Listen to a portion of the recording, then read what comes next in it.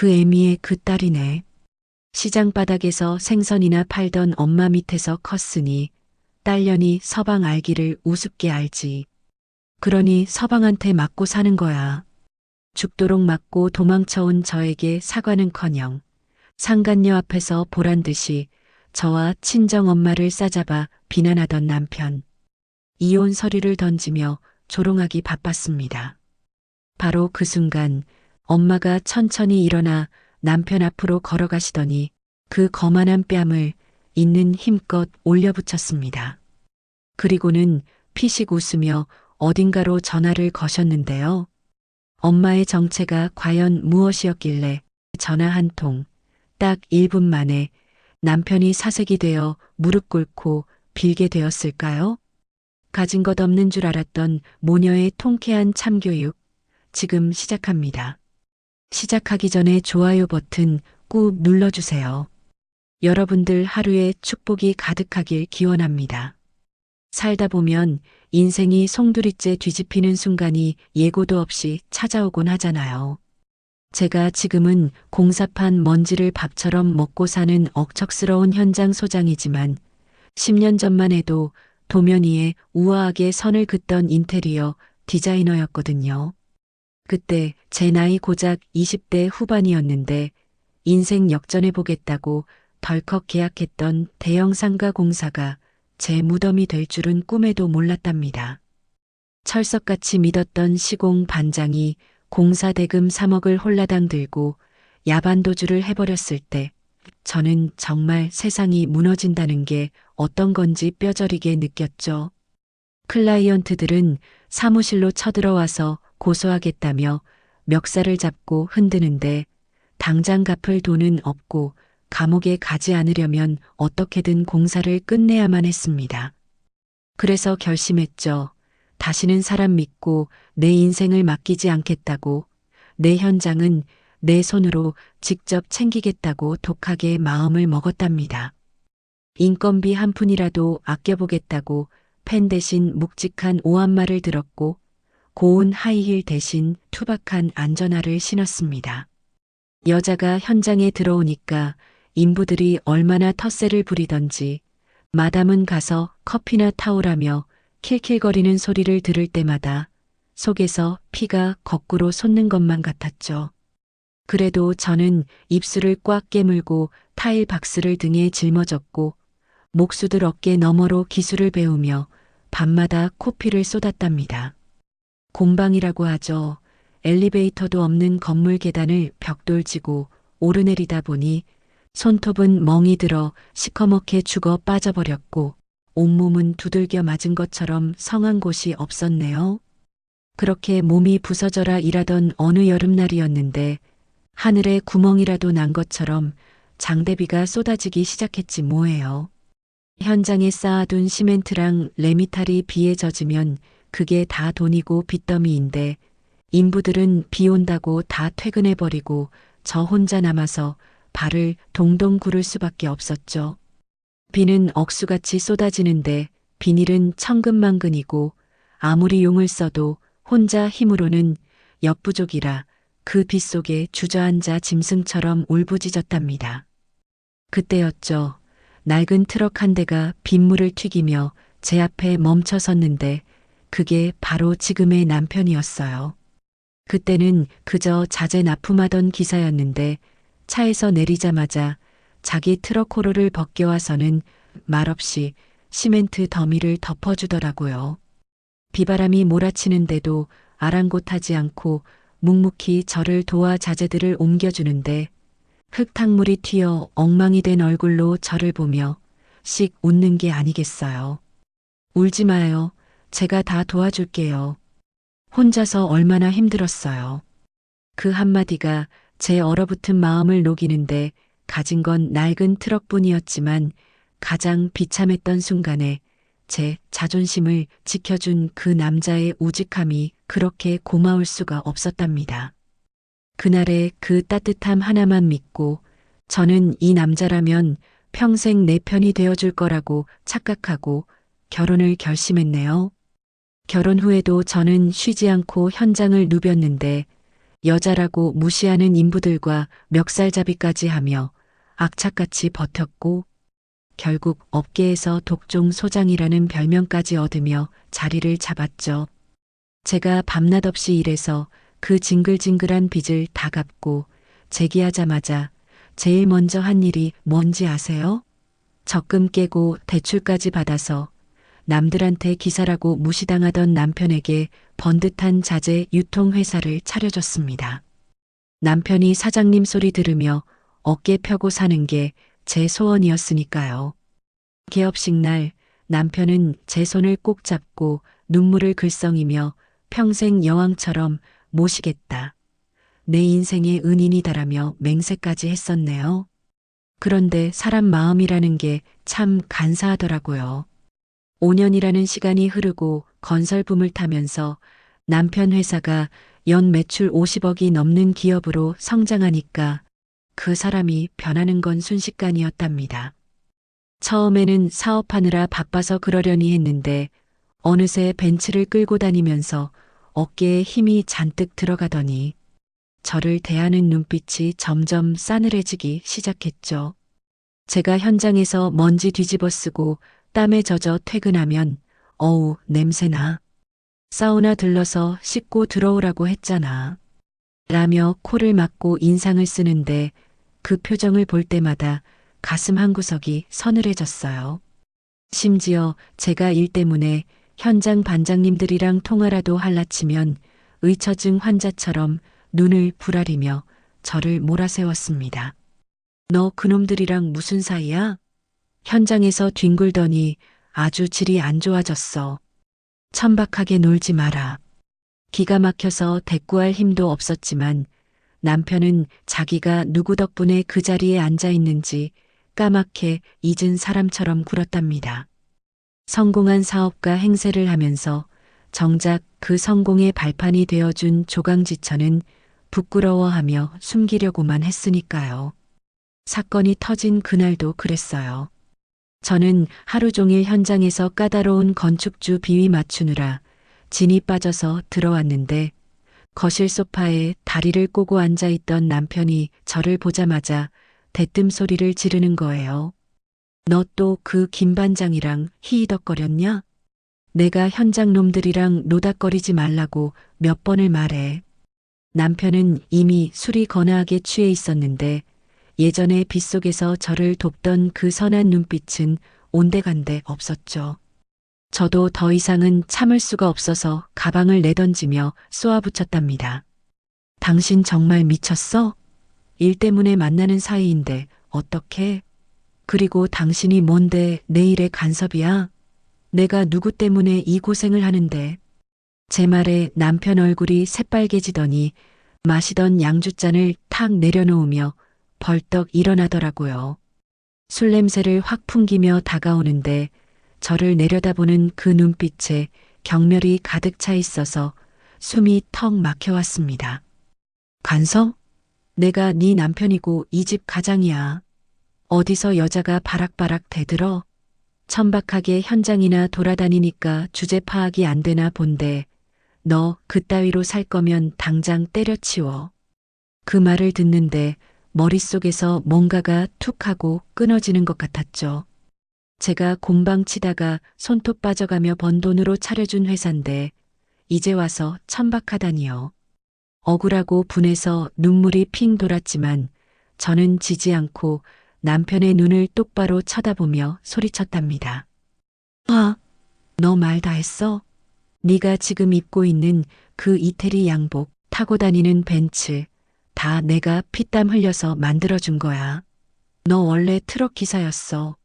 개구리 올챙이적 생각 못한다더니 누가 널 사장 만들어줬는데 감히 나한테 천박하다고? 제가 악을 쓰며 소리치자 남편이 순간 흠칫하더니 이내 자존심이 상했는지 얼굴이 악마처럼 일그러지더라고요. 그러더니 거실 한구석에 세워져 있던 골프채를 집어드는 게 아니겠어요? 설마 했는데 그가 골프채를 야구 방망이처럼 고쳐 쥐고 저를 향해 다가오는데 온몸에 소름이 돋았죠. 이게 진짜 미쳤나? 엄연히 번듯한 회사 사장인데 감히 누구한테 트럭 기사 오누네? 오늘 네 그 주둥아리 닿게 해줄게. 남편이 골프채를 붕붕 휘두르며 위협을 하더니 기어이 제 어깨를 향해 내리치는데 악 하는 비명이 절로 터져 나왔답니다. 어깨뼈가 으스러지는 듯한 고통에 바닥으로 주저앉았는데도 남편은 멈추지 않고 빌어 잘못했다고 빌 때까지 안 멈출 거야. 라며 미친 사람처럼 날뛰더라고요. 공포에 질려 뒷걸음질 치는데 골프채가 거실 장식장을 박살내면서 유리 조각이 사방으로 튀었고 쨍그랑거리는 소리와 함께 남편의 거친 숨소리가 귓가를 때렸죠. 저는 그 순간 여기 있다가는 오늘 내 제삿날이 되겠구나라는 생각밖에 안 들었답니다. 남편이 다시 골프채를 치켜드는 틈을 타서 저는 있는 힘을 다해 현관문 쪽으로 몸을 날렸어요. 뒤에서 거기 안 서? 잡히면 죽여버린다. 라는 고함 소리가 들려왔지만 뒤도 돌아보지 않고 맨발로 현관문을 박차고 뛰쳐나왔죠.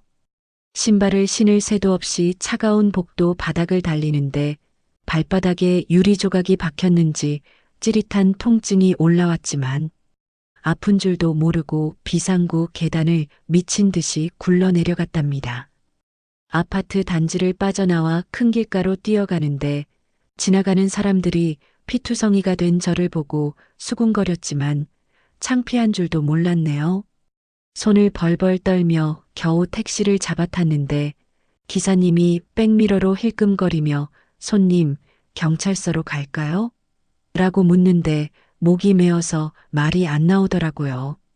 경찰서에 가면 내 비참한 꼴을 다 보여줘야 한다는 게 죽기보다 싫어서 그냥 떨리는 목소리로 친정으로 가주세요라고 겨우 말했죠.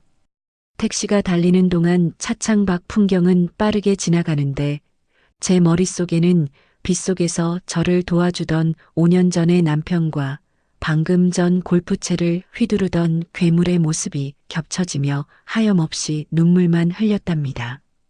내가 도대체 뭘 잘못했길래 이런 꼴을 당해야 하나, 내 청춘을 다 바쳐서 뒷바라지한 대가가 고작 이건가 싶어서 가슴을 쥐어뜯으며 울었어요. 어느새 택시가 친정 골목 어귀에 도착했고 저는 비틀거리며 차에서 내려 익숙한 대문 앞에 섰어요. 초인종을 눌러야 하는데 손이 너무 떨려서 몇 번이나 헛손질을 하다가 겨우 벨을 눌렀답니다. 인터폰에 불이 켜지고 누구세요? 라는 엄마의 목소리가 들리는데 그 목소리를 듣자마자 참았던 설움이 땜이 터지듯 터져나와서 주저앉고 말았어요. 잠시 후 대문이 벌컥 열리고 엄마가 나오셨는데 맨발에 피투성이가 된 제 꼴을 보고 아이고 이게 무슨 일이냐? 라며 비명을 지르시더라고요. 저는 엄마 품에 와락 안기며 짐승처럼 울부짖을 수밖에 없었답니다. 엄마, 나 좀 살려줘. 그 사람이 나 죽이려고 해. 엄마의 따뜻한 품에서 정신을 잃어가며 저는 이를 갈았죠. 절대 용서하지 않겠다고, 내 피눈물의 대가를 반드시 치르게 해주겠다고 말이에요. 그렇게 저의 처절한 복수극은 그날 밤 친정 대문 앞에서 비로소 시작되었답니다. 친정으로 맨발로 도망친 지 벌써 3일이나 지났습니다. 욱신거리는 어깨 통증 때문에 밤잠을 설치고 겨우 눈을 뜨는 제 꼴은 참 가관이었죠. 거울 속에 비친 여자는 한쪽 눈이 시퍼렇게 멍들어 퉁퉁 부어있고 터진 입술에는 딱지가 앉아 흉측하기 짝이 없었거든요. 엄마는 그런 딸의 모습이 가슴 미어지시는지 아무 말씀도 없이 묵묵히 부엌에서 사골국만 고고 계셨답니다. 이거 먹고 뼈 붙어야지, 속 차려야 싸운다라며 뽀얗게 우러나온 국물을 한 사발 가득 퍼주시는데 국물이 목구멍으로 넘어갈 때마다 뜨거운 눈물이 핑 돌았어요. 엄마가 평생 시장 바닥에서 생선 비린내 맡아가며 저를 키우셨는데 금지옥엽 키운 딸이 남편한테 두들겨 맞고 들어왔으니 그 속이 오죽하시겠어요. 차라리 펑펑 우시거나 욕이라도 하시면 좋겠는데 엄마는 폭풍전야처럼 너무나 고요하게 집안일만 하셔서 그게 더 불안하고 죄송스러웠답니다. 그렇게 억지로 밥을 밀어넣고 있는데 갑자기 현관문이 부서져라 쾅쾅쾅 울리는 소리가 집안을 뒤흔들지 뭐예요. 순간 심장이 덜컥 내려앉으면서 숟가락을 떨어뜨렸고 3일 전 그날의 공포가 되살아나 몸이 사시나무 떨리듯 떨려오더라고요. 직감적으로 알 수 있었죠. 그 인간이 찾아왔다는 걸요. 엄마가 행주를 탁 내려놓으시며 현관으로 걸어가시는데 저도 엄마 뒤에 숨다시피 해서 따라 나갔습니다. 인터폰을 확인할 새도 없이 엄마가 잠금 장치를 풀자마자 문이 벌컥 열리며 남편이 들이닥치는데 제 눈을 의심할 수밖에 없었답니다. 세상에 그 인간이 혼자 온 게 아니었거든요. 옆에 웬 앳된 여자가 찰싹 달라붙어 팔짱을 끼고 서 있는데 자세히 보니 남편 회사 격리로 일하던 그 여자더라고요. 화려한 투피스 정장에 명품 가방을 팔에 걸고 저를 보며 비릿한 미소를 짓고 있는데 피가 거꾸로 솟는다는 게 이런 기분인가 싶었죠. 남편은 저를 보고 미안한 기색은커녕 마치 빚받으러 온 사람처럼 거실까지 성큼성큼 들어오더군요. 그러더니 소파 상석에 털썩 주저앉아 다리를 꼬고는 껌을 짝짝 씹으며 엄마를 향해 건방지게 입을 여는 게 아니겠어요? 장모님 딸 교육 좀 다시 시키세요. 남편한테 대들고 집 나가는 게 어디서 배운 버르장머리입니까? 게다가 밖에서 바람까지 피우고 들어왔으면 반성을 해야지. 숨으면 답니까? 기가 막혀서 말이 안 나온다는 게 딱 이럴 때 쓰는 말이겠죠. 자기가 골프채로 사람을 죽일 듯이 패놓고 또 옆에 여자를 끼고 와서는 바람은 무슨 바람일까요? 저는 부들부들 떨리는 손으로 남편을 가리키며 악을 썼답니다. 아, 너 제정신이야? 바람은 네가 피웠잖아. 이 여자는 뭔데 여기까지 데리고 와? 네가 사람이냐? 제 고함에 남편 옆에 있던 그 여자가 피식 웃으며 입을 가리는데 그 가증스러운 꼴을 보니 당장이라도 머리채를 잡고 싶더라고요. 그 여자가 저를 위아래로 훑어보더니 비아냥거리는 말투로 제 속을 긁어놓기 시작했거든요. 어머 언니, 흥분하지 마세요. 오빠가 얼마나 외로웠으면 저한테 오셨겠어요. 여자가 집에서 조신하게 내조를 해야지 밖으로만 나도니까 사단이 나죠. 그 뻔뻔한 말대꾸에 머리가 핑 도는 것 같았답니다. 내가 누구 때문에 현장에서 흙먼지 뒤집어 쓰고 이랬는데 조신? 내조? 그 여자의 고운 손과 제 멍들고 거친 손이 비교되면서 비참함이 밀려왔지만 저는 이를 악물고 쏘아붙였죠. 너니가 사람이냐? 남의 가정 파탄 내고 바람까지 피우고 날 때려. 너희들 천벌 안 무서워? 하지만 제 절규에도 남편은 콧방귀를 뀌며 소파에 더 깊숙이 몸을 파묻더라고요. 마치 벌레 보듯 저를 쳐다보며 내뱉는 말 한마디 한마디가 비수가 되어 제 가슴에 꽂혔답니다. 바람, 웃기지 마. 이건 사랑이고 너랑 결혼한 건 내 인생 최대의 실수였어. 나한테 필요한 건 나를 받들어줄 여자지. 너처럼 남자 같은 여자가 아니라고. 거울 좀 봐라. 그게 여자 꼴인지 노가다 십장 꼴인지. 제 직업과 여자로서의 자존심을 모독하는데 5년 전 빗속에서 제 자존심을 지켜주던 그 남자는 이제 세상에 없다는 걸 뼈저리게 느꼈죠. 그때 상간녀가 거들며 한술 더 뜨는데 정말 그 입을 찢어버리고 싶었습니다. 맞아요, 언니. 여자는 자고로 남자를 편하게 해줘야죠. 언니처럼 기가 새서 밖으로만 돌면 남자가 정 떨어져요. 오빠가 이제야 제 짝을 만난 거죠. 남편은 그 말이 듣기 좋았는지 킬킬거리며 품에서 서류 봉투 하나를 꺼내 탁자 위로 던지더라고요. 누런 봉투가 탁자 위에 미끄러지며 멈췄는데 안 봐도 그게 뭔지 알 것 같았답니다. 솔직히 말해서 이제 우린 수준이 안 맞아. 넌 아직도 노가다판에서 구르는데 난 이제 어엿한 기업 대표야. 급이 맞아야 살지. 이혼 서류니까 도장 찍어. 수준? 급? 트럭 기사였던 사람을 사장으로 만들어 놨더니 이제 와서 수준 타령이라니요. 억울해서 눈물이 터져 나왔지만 저는 떨리는 목소리로 물었죠. 이혼? 그래 해줄게. 대신 내가 투자한 돈이랑 위자료 내놔. 내 청춘 다 바쳐서 키운 회사야. 빈손으로는 절대 못 나가. 제 말에 남편은 어이없다는 듯 박장대소를 터뜨리며 몸을 뒤로 젖히더라고요. 그러더니 표정을 싹 바꾸며 비열하게 웃는데 정말 악마가 따로 없었답니다. 위자료? 꿈 깨세요. 네가 가출했으니 유책 배우자는 너야. 아, 네가 투자했던 돈? 그거 이미 생활비로 다 까먹었잖아. 네가 쓴 카드값이 얼만데 어디서 돈 타령이야? 제가 아끼고 아껴서 모은 적금 대출까지 받아서 쏟아부은 그 피 같은 돈을 생활비로 퉁치다니요. 남편의 뻔뻔함에 피가 거꾸로 솟아올라 눈앞이 하얘지는데 그때까지 조용히 과일을 깎고 계시던 엄마가 칼을 탁 하고 내려놓으시더라고요. 그 날카로운 소리에 거실에 찬물을 끼얹은 듯 정적이 흘렀죠.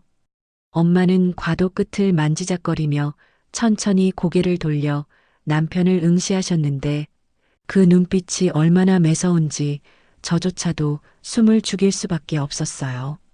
하지만 눈치 없는 남편은 상황 파악도 못하고 엄마에게까지 막말을 퍼붓기 시작했답니다.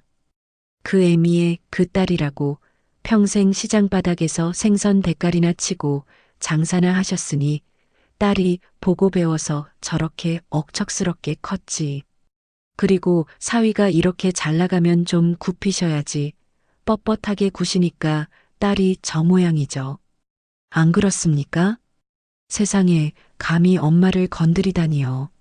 엄마가 저 하나 잘 키우겠다고 시장에서 어떤 수모를 겪으며 사셨는데 그 고생을 천박하다고 비하하는 꼴을 보니 이성이 끊어질 것 같았죠. 제가 소리를 지르려던 찰나 엄마가 천천히 자리에서 일어나시더라고요. 아무 말 없이 남편 앞으로 뚜벅뚜벅 걸어가시는데 그 발걸음 하나하나에 서린 분노가 느껴져서 거실 공기가 무거워졌답니다. 남편은 엄마가 다가오자 뭐 하시는 겁니까? 노인네가 치기라도 하게요? 라며 비웃었지만 그 비웃음은 오래가지 못했죠. 엄마가 남편 앞에 우뚝 서시더니 손을 높이 들어 올리시더라고요. 그리고 망설임 없이 남편의 뺨을 잇는 힘껏 올려붙이셨답니다. 짝! 그 소리가 얼마나 컸는지 거실 전체가 쩌렁쩌렁 울릴 정도였어요. 남편의 고개가 획 돌아가고 상간녀가 악! 하며 입을 틀어막는데 저는 엄마의 그 단호한 뒷모습을 보며 숨조차 쉴 수 없었답니다. 평생 누구 때리는 걸 본 적 없는 우리 엄마가 사위 뺨을 후려치신 거예요. 엄마의 손은 부들부들 떨리고 있었지만 그 눈빛만은 활활 타오르고 있었죠. 이게 바로 우리 엄마의 진짜 모습, 잠자는 사자의 코털을 건드린 대가가 시작되는 순간이었답니다. 짝! 하는 소리가 거실을 울리고 난 뒤 남편은 한동안 멍하니 허공만 응시하더군요. 아마 태어나서 처음 맞아본 뺨이었을 테고 그것도 자기가 평소에 무시하던 장모님 손에 맞았으니 정신이 혼미했겠죠. 얼굴이 점점 붉어지더니 이내 수치심이 분노로 바뀌면서 눈알이 튀어나올 것처럼 불아리기 시작했답니다. 자기가 감히 사장인데 어디서 노인네가 손을 대냐는 그 오만함이 얼굴 전체에 꿈틀거리는데 정말이지 악마가 있다면 저런 얼굴이겠구나 싶었죠. 이 노인네가 진짜 미쳤나? 노망이 났으면 곱게 늙어 죽을 것이지 감히 누구 몸에 손을 대. 내가 누군지 알아? 이 김 사장이야. 눈에 뵈는 게 없어? 남편이 씩씩거리며 손을 치켜드는데 저는 덜컥 겁이 나서 비명을 지를 뻔했죠. 하지만 엄마는 눈 하나 깜짝 안 하시고 오히려 한 발짝 더 다가가서 남편의 그 살기등등한 눈을 똑바로 쳐다보시더라고요. 그 기세가 얼마나 서슬퍼런지 치켜들었던 남편의 손이 허공에서 멈칫할 정도였답니다. 엄마는 낮지만 뼈가 시리도록 차가운 목소리로 물으셨죠. 자네, 그 잘난 회사, 누구 돈으로 굴러가는지 알고나 떠드나? 엄마의 뜬금없는 질문에 남편은 기가 차다는 듯 헛웃음을 터뜨리며 팔짱을 끼더군요. 옆에 있던 상간녀도 어머, 할머니, 드라마 너무 많이 보신 거 아니에요? 치매 검사 좀 받아보셔야겠다. 라며 킬킬거리는데 둘이 아주 쌍으로 죽이 척척 맞아서 제 속을 뒤집어 놓더라고요. 누구 돈이긴요. 투자사에서 제 능력 보고 이 김 사장 이름값 보고 투자한 거죠. 장모님 같은 시장통 노인네가 투자가 뭔지나 알아요? 평생 콩나물 값이나 깎으면서 산 주제에 내 회사가 구멍가게인 줄 아시나 본데 우리 회사는 거대 투자사가 뒤를 봐주고 있다고. 무식하면 가만히나 계세요. 남편이 침까지 튀겨가며 기고만장해서 떠들어대는데 엄마는 더 들을 가치도 없다는 듯 한숨을 푹 쉬시더라고요. 그러더니 품속에서 아주 낡은 박물관에나 있을 법한 폴더폰을 꺼내셨답니다.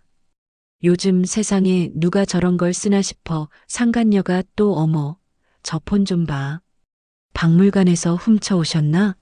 라며 비웃었지만 엄마는 아랑곳하지 않고 익숙하게 단축키 1번을 꾹 누르셨죠. 전화기 너머로 누군가 네, 회장님. 기다리고 있었습니다. 하고 깍듯하게 받는 소리가 얼핏 들렸는데 엄마는 딱 한마디만 던지셨답니다. 김전무, 지금 바로 진행해. 사위 같지도 않은 그놈 회사, 숨통 끊어놔.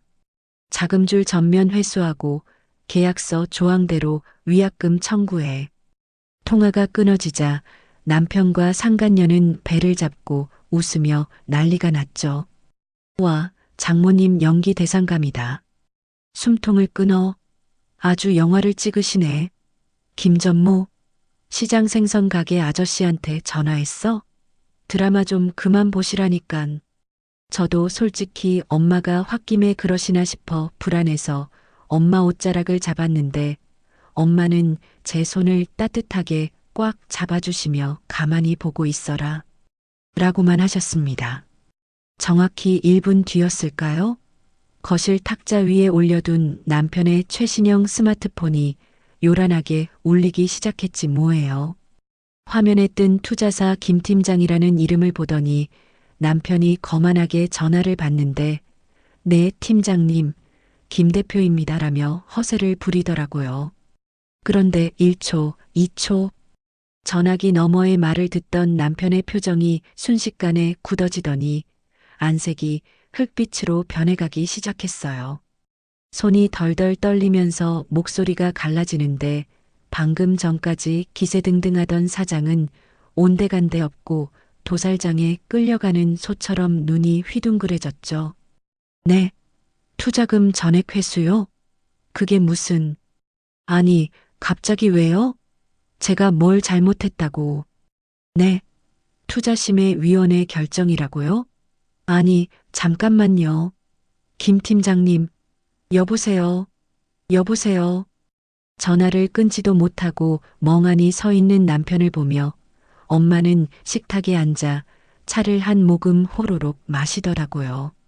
그 여유로운 모습에 남편이 믿을 수 없다는 듯 엄마를 쳐다보며 입술을 파르르 떨며 더듬거렸죠. 장모님? 설마, 진짜 장모님이?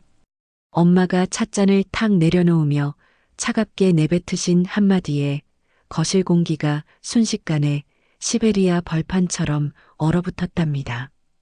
그 투자사 내 거다. 니놈이 능력 있어서 투자한 게 아니라 내 딸이 고생해서 차려준 회사라길래 뒤에서 밀어준 거야. 네가 타고 다니는 벤츠, 입고 있는 옷, 술 마시고 계집질하는데 쓴 법인카드 다 내 주머니에서 나간 돈이라고. 세상에 저조차도 귀를 의심할 수밖에 없었죠. 엄마가 시장에서 생선 팔고 야채 팔아모은 돈인 줄만 알았는데 강남 빌딩 몇 채를 소유하고 투자사를 운영하는 큰 손이었다니요. 남편은 다리에 힘이 풀렸는지 비틀거리며 소파를 짚었는데 엎친 데 덮친 격으로 회사 관리부장에게서 또 전화가 걸려왔답니다. 이번에는 핸드폰 너머로 다 들릴 만큼 다급한 목소리였는데 남편 얼굴이 하얗게 질리다 못해 투명해질 지경이었죠. 사장님, 큰일 났습니다. 야적지 관리인이 지금 포크레인 끌고 와서 입구 막고 자재 싹 다 빼라고 난리칩니다. 오늘까지 안 빼면 다 폐기 처분한답니다. 트럭 기사들도 다 도망가고 지금 난리도 아니에요. 빨리 오셔야 합니다. 남편은 입술을 파르르 떨며 거의 울먹이는 목소리로 중얼거렸죠. 야적지 주인은 최 사장님이잖아. 나랑 형님 동생 하는 사이인데 어제도 같이 술 마셨는데. 그때 엄마가 피식 웃으며 마지막 확인 사살을 하셨답니다. 최 사장? 걔 내 대리인이다. 그 땅 내가 니놈 사업하라고 헐값에 빌려준 내 땅이야. 네가 땅값이 비싸서 자재 쌓을 곳 없다고 징징대길래 최 사장 시켜서 모른 척 도와준 거라고. 저도 몰랐던 사실에 입이 떡 벌어졌는데 엄마가 저를 보며 씁쓸하게 웃으시더라고요. 네가 저놈 회사 차려준다고 발 동동 구르면서 땅 보러 다니길래 내가 최 사장 시켜서 싸게 내놓으라고 했다. 사위기 살려주려고 모른 척 했는데 은혜를 원수로 갚는 꼴을 보니 내 눈이 삐었지. 상황이 여기까지 오니 옆에 있던 상간녀도 분위기가 심상치 않음을 감지했는지 슬그머니 남편 팔에서 손을 떼고 뒷걸음질 치기 시작했죠. 방금 전까지 오빠 오빠 하며 매달리던 여자가 돈줄 끊긴 거 알자마자 꼬리 자르기 하는 꼴이라니 참 가관이더라고요. 그 여자가 오빠 나 급한 일이 있어서 먼저 갈게라며 도망치려는데 엄마가 그 여자를 쳐다보며 서늘하게 한마디 던지셨는데 그 여자는 깜짝 놀랐는지 딸꾹질을 시작했답니다. 너도 기대해라. 남의 눈에 눈물 내면 제 눈에는 피눈물 난다는 거 똑똑히 보여주마. 너희 집 부모님한테도 안부 전해주마. 내 딸 가정 파탄 낸 대가 톡톡히 치르게 될 거다. 남편은 그제야 사태를 파악하고 덜덜 떨기 시작했는데 무릎이 절로 꿇어지려는 걸 억지로 버티고 있는 게 보이더라고요. 모든 돈줄과 사업 기반이 엄마 손바닥 위에 있었다는 걸 깨달은 순간 그 인간의 눈동자가 공포로 흔들리는 게 너무나 선명하게 보였답니다.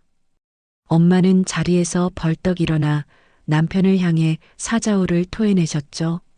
네가 무시하던 시장바닥 장사꾼이 네 목숨줄 쥐고 있는 사람이다. 이 멍청한 놈아, 감히 내 딸 눈에 피눈물 나게 해? 내 눈엔 피고름을 짜내게 해주마. 당장 내 집에서 꺼져. 엄마의 호령이 떨어지자마자 어디서 나타났는지 검은 양복을 입은 덩치 큰 경호원들이 우르르 들어오더니 남편과 상간녀를 양쪽에서 짐짝처럼 들어 올리더라고요. 남편이 장모님, 여보, 자, 잘못했습니다. 한 번만 용서해 주세요. 오해입니다. 라고 발버둥 쳤지만 경호원들의 힘에 밀려 질질 끌려나가는 꼴이 꼭 도살장 끌려가는 소 같았어요. 상간녀도 오빠, 이거 어떻게 된 거야? 나 좀 놔줘요. 이거 나. 라며 비명을 질러댔지만 얄짤없이 대문 밖으로 내동댕이 쳐졌죠. 대문 밖에서 문 열어주세요. 장모님, 제가 죽을 죄를 지었습니다. 여보, 나 좀 살려줘. 라고 울부짖으며 대문을 긁어대는 소리가 들려왔지만 엄마는 냉정하게 인터폰 전원을 뚝 꺼버리셨답니다. 그리고는 털썩 주저앉아 엉엉 우는 저를 안아주시며 등을 쓸어주셨는데 그 손길이 아까 뺨 때리던 손이랑은 비교도 안 되게 따뜻했어요. 울지 마라. 똥차가 가고 벤츠가 온다지만 내 인생은 네가 벤츠가 되면 돼. 엄마가 다 치워줄 테니까 넌 이제 꽃길만 걸어. 내 뒤엔 이 엄마가 있다. 그제야 알았죠.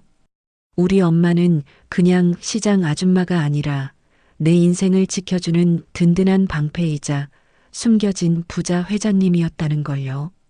남편이라는 작자가 제 인생에서 가장 큰 오점이었다면 엄마는 제 인생 최고의 반전 드라마를 써내려갈 작가님이셨던 거예요. 대문 밖에서 들려오는 남편의 처절한 비명소리가 제 꽉 막힌 속을 뻥 뚫어주는 사이다 같은 자장가처럼 들리는 밤이었답니다. 이제 진짜 전쟁은 끝났고 저의 화려한 홀로서기가 시작될 차례니까요. 친정 대문 앞은 그날 이후로 조용할 날이 없었습니다. 쫓겨난 남편이 매일 아침 출근 도장 찍듯이 찾아와서는 대문 앞에 무릎을 꿇고 앉아 장모님, 여보, 한 번만 문 좀 열어줘요. 제가 잘못했습니다. 라며 고래고래 소리를 질러댔으니까요. 동네 사람들이 시끄럽다고 민원을 넣을 정도로 진상을 부리는데 그 꼴을 보고 있자니 동정심은커녕 남은 정마저 싹 달아나더라고요. 한때는 번듯한 사장님 소리 들으며 벤츠 뒷자리에 앉아 거들먹거렸던 인간이 이제는 거짓골을 하고 대문 앞에서 콧물을 훌쩍거리며 비는 꼴이라니 참 인생무상이다 싶었죠. 엄마는 인터폰 화면으로 그 꼴을 지켜보시다가 경호 실장님에게 딱 한마디 하셨답니다. 저 인간 한 번만 더 내 집 대문에 손 떼면 그땐 묻어버린다고 전해. 빈말 아니니까 알아서 기라고 해. 내 딸 눈에 띄면 그날이 제삿날인 줄 알라고 똑똑히 일러둬. 엄마의 그 서늘한 경고가 전해졌는지 남편은 대문 근처에는 얼씬도 못하고 담벼락 저 멀리 전봇대 뒤에 숨어서 쭈그리고 앉아 훌쩍거리는데 그 모습이 비에 젖은 똥개마냥 처량하기 그지없었답니다. 저는 엄마의 그 엄청난 재력과 카리스마에 놀라서 입이 다물어지지 않았는데 엄마는 저를 불러앉히더니 아주 단호하게 선을 그으시더라고요. 이건 내 돈이다. 네가 땀 흘려번 돈 아니니까 쳐다도 보지 마라. 똥차는 내가 치워주겠지만 네 인생은 네가 다시 운전대 잡고 가야 해. 방해물은 내가 다 걷어내 줄 테니 넌 네 실력으로 다시 일어서라.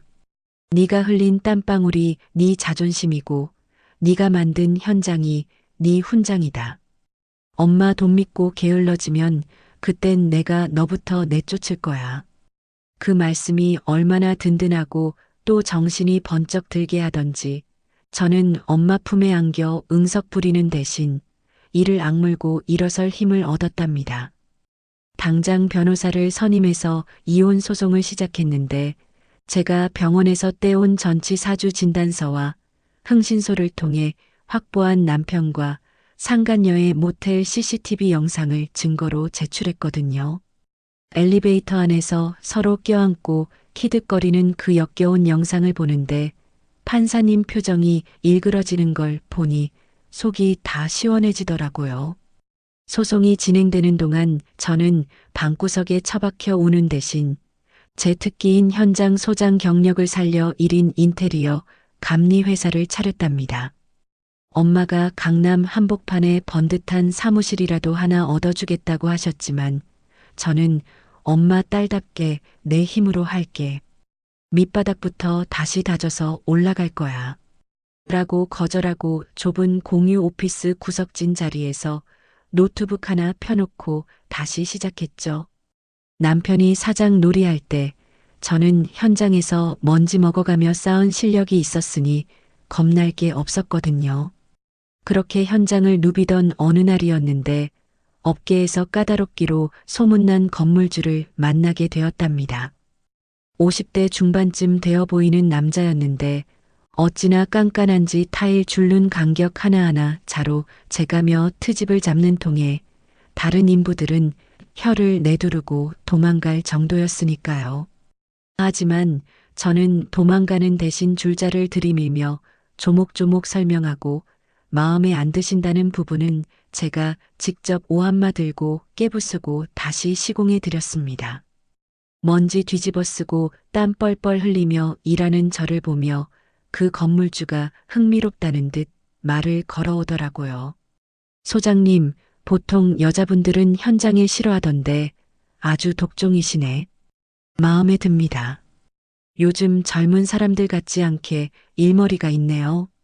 알고 보니 그는 국내 굴지의 대형 건설사 임원 출신이자 지금은 알짜배기 부동산만 골라 개발하는 업계의 큰손 개발업자였지 뭐예요. 제 꼼꼼한 일처리와 남자 인부들도 꼼짝 못하게 휘어잡는 현장 장악력을 눈여겨보시더니 대뜸 명함을 내밀며 엄청난 제안을 하셨답니다. 내가 이번에 강남에 낡은 빌딩 하나를 샀는데 통으로 리모델링할 생각입니다. 규모가 꽤 큰데 소장님이 총괄 맡아서 진행해 볼 생각 없습니까? 내 눈은 안 틀립니다. 소장님 실력이면 충분해요. 그 순간 5년 전 빗속에서 떨던 제 모습이 떠오르면서 가슴 벅찬 감동이 밀려오더라고요. 누군가의 아내, 누군가의 며느리가 아니라 온전히 현장 소장으로서의 제 능력을 인정받은 거니까요. 반면 야적지에서 쫓겨난 남편의 회사는 그야말로 쑥대밭이 되어가고 있었답니다. 엄마가 땅을 회수해버리는 바람에 산더미처럼 쌓여있던 자재들을 둘 곳이 없어지자 물류가 완전히 마비되었고 트럭 기사들은 짐을 내리지 못해 아우성을 치다가 다 떠나버렸거든요. 설상가상으로 엄마의 지시로 투자금이 싹 빠져나가고 금융권 대출까지 막히자 돌아오던 어음이 줄줄이 부도가 나면서 회사는 순식간에 공중분해되고 말았죠. 빚쟁이들이 회사로 들이닥쳐 집기류에 빨간 딱지를 붙이고 남편은 벤츠는커녕 입고 있던 양복마저 압류당할 처지가 되니 그제야 정신이 들었나 보더라고요. 상간녀는 회사가 망하자마자 잠적해버렸다는 소문이 돌았고요. 한창 현장에서 자재 체크를 하고 있는데 모르는 번호로 전화가 와서 받았더니 익숙하면서도 듣기 싫은 목소리가 들려왔답니다. 잔뜩 쉬어서 갈라진 목소리로 술에 취했는지 혀가 꼬인 채 구질구질하게 매달리는데 정말 기가 차서 말이 안 나오더라고요. 여보, 나야. 내가 잘못했어. 다 그 여자가 꼬신 거야. 나는 당신밖에 없어. 흑흑. 나 지금 갈 데도 없고 찜질방에서도 쫓겨났어. 저는 차갑게 누구세요? 전 남편 있는 여자 아닌데. 라고 끊으려 했지만 남편은 다급하게 소리치며 헛소리를 늘어놓았죠. 여보, 끊지 마. 제발 끊지 마. 나 지금 노숙자 신세야. 밥도 못 먹었어. 편의점 폐기 도시락 주워 먹으면서 당신 생각만 했어. 당신이 끓여주던 김치찌개 생각나서 미치겠어. 그리고 나 당신의 그 땀 냄새가 그리워. 다른 여자들은 향수 냄새만 나지 사람 냄새가 안 나. 당신 땀 냄새가 진짜였어. 내가 미쳤었어. 제발 한 번만 기회를 줘. 그 말을 듣는데 어이가 없다 못해 헛웃음이 터져 나오더라고요. 언제는 냄새난다고 씻고 들어오라며 코를 막던 인간이 이제 와서 땀 냄새가 그립다니요. 사람이 궁지에 몰리면 얼마나 비굴해질 수 있는지 그 밑바닥을 보는 것 같아 소름이 돋았답니다. 저는 한 손으로 안전모를 고쳤으며 최대한 경멸을 담아 쏘아붙였어요. 웃기고 자빠졌네. 야, 김 사장. 아니지, 이제 신용불량자 김씨지? 너 기억 안 나? 나더러 천박하다며 냄새난다며? 이제 와서 냄새가 그리워? 꿈 깨세요. 넌 이제 내 땀 냄새 맡을 자격도 없어. 네 코가 썩었나 본데 병원 갈 돈도 없지? 제 서슬퍼런 말에 남편이 여보 하며 울먹였지만 저는 숨도 안 쉬고 마지막 한 방을 날려주었답니다. 깜빵 가서 콩밥 냄새나 실컷 맡아라. 다시는 연락하지 마. 이 쓰레기야. 내 번호 알면 신고할 거야.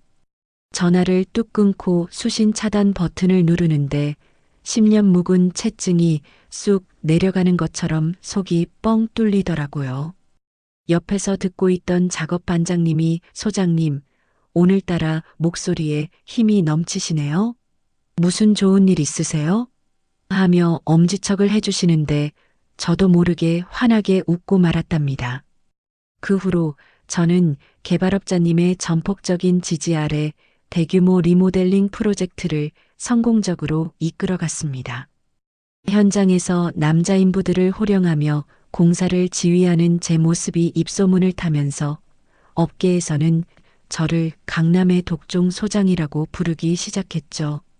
밤늦게까지 도면을 검토하고 견적서를 작성하다가 문득 창문에 비친 제 얼굴을 보게 되었는데 멍들고 상처투성이었던 얼굴은 사라지고 눈빛이 살아있는 커리어 우먼이 서 있더군요. 이혼 서류에 도장이 찍히던 날 저는 법원 앞 국밥집에서 혼자 순대국밥을 시켜 먹으며 다짐했답니다. 이제 누군가를 위해 희생하는 삶은 끝났다고 오로지 나 자신을 위해 건물을 짓고 내 인생을 리모델링하겠다고 말이에요. 엄마가 치워준 방해물 없는 탄탄대로 위를 저는 안전화를 신고 그 누구보다 힘차게 달리기 시작했답니다. 사람 인생이라는 게 참 얄궂으면서도 한편의 드라마 같지 않나요? 불과 몇 달 전만 해도 낡은 작업복에 흙먼지 뒤집어 쓰고 안전모 눌러 쓴 채 현장을 누비던 제가 이제는 강남 한복판에 우뚝 솟은 번듯한 오피스 빌딩으로 출근을 하게 되었으니까요. 제1인 기업이었던 조그만 회사는 날개를 달고 법인으로 전환되었고 제 명함에는 현장 소장이라는 투박한 직함 대신 주식회사 더빌드 대표이사라는 무거운 타이틀이 황금색으로 새겨지게 되었답니다. 이제는 무릎 나온 헐렁한 작업 바지 대신 몸에 딱 떨어지는 세련된 맞춤 정장을 입고 흙 묻은 안전화 대신 또각또각 소리가 경쾌한 명품 하이힐을 신고 미팅을 주도하러 들어가거든요. 클라이언트들 앞에서 프레젠테이션을 마치고 계약서에 도장을 찍을 때마다 제 안에서 무언가가 뜨겁게 차오르는 희열을 느끼곤 했죠. 하지만 제 성공만으로는 이 드라마의 결말이 완벽해질 수 없다는 걸 저는 누구보다 잘 알고 있었답니다. 내 인생을 진흙탕으로 밀어넣었던 그 인간들에게 똑같은 지옥을 맛보게 해줘야 비로소 제 상처가 아물 것 같았으니까요. 가장 먼저 타깃이 된 건 제 가정을 파탄내고 뻔뻔하게 도망친 그 상간녀였어요. 그 여자가 남편 회사가 망하자마자 꼬리 자르고 도망쳤다는 소식은 들었지만 제가 그 정도로 포기할 사람은 아니잖아요. 흥신소를 통해 쥐 잡듯이 뒤진 끝에 그 여자가 강북의 한 중소기업 경리로 취직했다는 사실을 알아냈거든요. 그런데 재벌에게 못 준다고 그 여자는 거기서도 얌전히 일만 하는 게 아니라 그 회사 유부남 부장한테 꼬리치며 작업을 걸고 있지 뭐예요. 남의 눈에 피눈물 내놓고 또 다른 가정의 행복을 깨뜨리려 하다니 정말 구제불능인 인간이라 치가 떨리더라고요. 저는 더 이상 망설이지 않고 흥신소에서 확보한 증거 사진들과 그 여자가 전 남편과 나눴던 적나라한 문자 메시지들을 싹 다 모아서 예쁘게 포장했답니다. 그리고 그 회사 부장의 아내분 앞으로 퀵 서비스를 보냈죠. 폭탄이 터지는 건 시간 문제였고 결과는 상상 이상으로 통쾌했답니다. 며칠 뒤 점심시간 그 회사 로비에서 한바탕 난리가 났다는 소식이 들려왔거든요. 부장의 아내분이 친정 식구들을 대동하고 들이닥쳐서 점심 먹으러 나가던 상간녀의 머리채를 그야말로 쥐어뜯어버린 거죠. 사람들이 다 보는 앞에서 남의 남편 꼬셔내는 꽃뱀이라고 망신을 당하고 머리카락이 한 움큼이나 뽑힌 채 질질 끌려다녔다니 안 봐도 비디오 아니겠어요? 결국 그 여자는 회사에서 즉시 해고당한 건 물론이고 업계에 소문이 파다하게 퍼져서 다시는 취직도 못하고 사회적으로 완전히 매장당하는 신세가 되었답니다. 들리는 소문에 의하면 고향 집으로 도망쳤다가 부모님한테도 쫓겨나서 지금은 유흥업소 주방 보조로 일하며 빚을 갚고 있다더군요. 그 다음 차례는 말할 것도 없이 제 전남편이었죠. 엄마의 지시로 빈털터리가 된 그는 빚쟁이들에게 쫓겨다니느라 노숙자 꼴을 면치 못하고 있었거든요. 어느 비 오는 날 오후 회사 로비가 시끄러워서 나가보니 보안 요원들과 실랑이를 벌이고 있는 꾀죄죄한 남자가 보였는데 자세히 보니 그 잘나가던 김 사장이 맞더라고요. 냄새나는 점퍼에 떡진 머리, 며칠은 굶은 듯 퀭한 눈으로 저를 발견하자마자 달려오려는데 경호원들에게 가로막혀 바닥에 엎어지고 말았죠. 그의 손에는 편의점 폐기 도시락 하나가 들려 있었는데 바닥에 엎어지면서 밥알이 흩어지는 꼴이 참 비참하더라고요. 여보, 아니, 대표님, 나 좀 살려줘. 나 며칠째 밥도 못 먹었어. 제발 밥이라도 한 끼 사줘. 우리가 그래도 부부였잖아. 정을 봐서라도 나 좀 도와줘. 나갈 데가 없어. 바닥을 기며 제 구두 끝을 잡으려는 그 손이 어찌나 혐오스럽던지 저는 뒤로 한 발짝 물러서며 싸늘하게 내려다보았답니다. 주변에 있던 직원들이 수군거리며 쳐다봤지만 저는 개의치 않고 로비 보안팀장을 불렀습니다. 여기 잡상인 얼씬도 못하게 하세요. 관리 안 합니까? 당장 끌어내세요. 경찰에 신고해서 업무방해로 넘기시고요. 저 사람 다시는 이 근처에 얼씬도 못하게 조치 취해주세요. 제 차가운 지시에 남편은 여보, 네가 어떻게 나한테 이럴 수가 있어. 내가 잘못했어. 한 번만 용서해줘. 라고 울부짖었지만 건장한 보안 요원들에 의해 짐짝처럼 들려 회전문 밖으로 내동댕이 쳐졌답니다. 유리문 너머 빗속에 널브러진 채 대성통곡하는 그를 보며 저는 5년 전 빗속에서 저를 도와주던 그 남자의 잔상을 완전히 지워버렸죠. 그는 더 이상 제 구원자가 아니라 제가 버린 쓰레기일 뿐이었으니까요. 법적인 마무리도 완벽하게 끝났답니다. 이혼 재판에서 승소한 건 당연한 결과였고 저는 전 남편이 차명으로 숨겨두었던 지방의 땅까지 찾아내서 재산분할 대상에 포함시켰거든요. 변호사님이 대표님 정말 독하시네요. 어떻게 이런 것까지 찾아내셨습니까? 라며 혀를 내두를 정도로 저는 그 인간의 뼈와 살을 발라내듯 철저하게 털어냈답니다.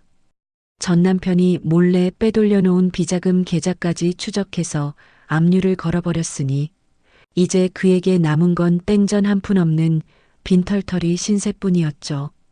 위자료와 재산분할 판결이 내려지던 날 전 남편은 법정 바닥에 주저앉아 내 돈, 내 땅 하며 통곡했지만 저는 눈길 한 번 주지 않고 법원을 빠져나왔죠. 이제 제 인생의 김씨라는 오점은 깨끗하게 지워졌고 저는 완벽한 자유의 몸이 된 거니까요. 모든 복수가 끝나고 저는 엄마를 모시고 생전 처음으로 최고급 호텔 스파를 예약했습니다. 그동안 고생하느라 거칠어진 엄마의 손과 제 손을 나란히 잡고 마사지를 받는데 엄마가 나른한 목소리로 말씀하시더라고요. 아이고, 내 팔자에 이런 호사를 다 누려보네. 이제야 속이 좀 시원하다. 그동안 우리 딸 고생하는 거 볼 때마다 내가 마음이 얼마나 아팠는지 아냐? 당장이라도 가서 다 엎어버리고 싶었는데 네가 그 일을 너무 사랑하는 게 보여서 꾹 참았다. 이제는 즐기면서 해라. 엄마의 그 한마디에 코끝이 찡해지면서 눈물이 핑 돌았죠. 엄마가 뒤에서 얼마나 마음 졸이며 저를 지켜보셨을지 그 깊은 사랑이 전해져서 가슴이 먹먹해지더라고요. 저는 엄마 쪽으로 몸을 돌려 환하게 웃으며 대답했답니다. 엄마 딸이라서 다행이야. 진짜로. 엄마가 밀어줘서 여기까지 왔으니까 이젠 내 건물 내가 지을 거야. 엄마 이름으로 된 세상에서 제일 멋진 빌딩 하나 지어줄게. 우리 이제 꽃길만 걷자. 엄마 사랑해. 엄마와 저는 서로를 바라보며 세상에서 가장 행복한 웃음을 터뜨렸답니다. 창밖으로는 화려한 도시의 야경이 펼쳐져 있고 제 곁에는 든든한 엄마가 있고 통장에는 두둑한 잔고와 성공한 커리어가 있으니 더 바랄 게 없었거든요.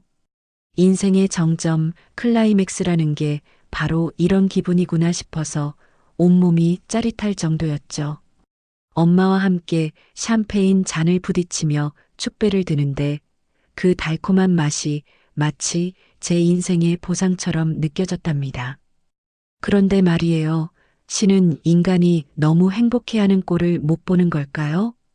그날은 제가 꼬박 1년을 공들여 진행해 온 강남 대형 리모델링 프로젝트의 준공식을 코앞에 둔 날이었답니다. 새로 단장한 빌딩 로비에 서서 반짝이는 대리석 바닥과 세련된 조명들을 올려다보는데 가슴이 터질 것처럼 벅차올랐죠. 이 건물의 벽돌 한 장, 타일 한 조각에 제 피와 땀이 서려 있다고 생각하니 지나간 고생들이 주마등처럼 스쳐 지나가며 눈시울이 붉어질 정도였어요. 마지막으로 옥상 정원 조경 상태를 점검하려고 안전모를 쓰고 올라갔는데 유난히 햇살이 눈부신 탓인지 어지럼증이 느껴지더라고요. 처음에는 그저 며칠 밤샘 작업을 해서 빈혈기가 있나 보다 하고 대수롭지 않게 넘기려 했답니다. 그런데 발을 떼는 순간 다리 사이에서 무언가가 왈칵하고 쏟아지는 느낌이 들면서 아랫배를 칼로 후벼 파는 듯한 끔찍한 통증이 밀려왔죠. 하고 다급하게 아래를 내려다보는데 제가 입고 있던 베이지색 정장 바지가 순식간에 붉은 선혈로 물들어가는 게 아니겠어요? 너무 놀라서 비명을 지를 새도 없이 다리에 힘이 풀려 주저앉았고 차가운 옥상 바닥에 쓰러지면서 흐려지는 의식 속으로 안되는데 나 내일 준공식 해야 하는데 라는 생각만 간절했죠. 현장 직원들이 대표님 119 불러 라고 소리치는 다급한 외침이 물속에서 듣는 것처럼 웅웅거릴 뿐이었답니다. 눈을 떴을 때는 병원 특유의 소독약 냄새가 코를 찔렀고 하얀 천장이 빙글빙글 돌고 있었어요. 정밀 검사가 끝나고 의사 선생님과 마주 앉았는데 차트 넘기는 소리만 들릴 뿐 의사 선생님의 표정이 너무나 심각해서 침이 꼴깍 넘어가더라고요. 한참 만에 입을 뗀 선생님의 한마디는 제 인생을 다시 한번 벼랑 끝으로 밀어버리는 사형 선고나 다름없었답니다. 보호자분 안 계십니까? 혼자 들으시기에 좀 버거우실 텐데. 자궁암 2기입니다. 종양 크기가 생각보다 크고 림프절전이 가능성도 보여서 당장 수술 날짜 잡아야 합니다. 순간 귀에서 삐 하는 이명소리가 들리면서 아무 말도 할 수가 없었습니다. 암이라니요. 이제 겨우 30 후반인데 이제 막 그 지긋지긋한 전남편 그늘에서 벗어나서 내 이름 석자 걸고 성공하려는데 암이라니요. 제가 넋이 나간 표정으로 왜 저한테 이런 병이 생긴 거죠? 라고 묻자 의사 선생님은 안경을 고쳤으며 건조하게 말씀하셨죠. 오랫동안 극심한 스트레스에 시달리신 것 같고 현장 일을 하신다고 했죠? 페인트나 신어 같은 유해 물질에 장기간 노출된 데다 과로가 겹쳐서 면역 체계가 완전히 무너진 상태입니다. 몸이 비명을 지르는데 그동안 너무 혹사시키셨네요. 그 말을 듣는데 망치로 뒤통수를 세게 얻어맞은 기분이더라고요. 제가 현장에서 흘린 땀방울이 훈장인 줄 알았는데 그게 저를 죽이는 독이 되었다는 사실을 받아들이기가 너무 힘들었답니다. 하늘이 원망스럽다 못해 저주스러워서 병원 복도에 주저앉아 짐승처럼 울부짖고 싶었어요. 엄마한테는 죽어도 알리고 싶지 않았죠.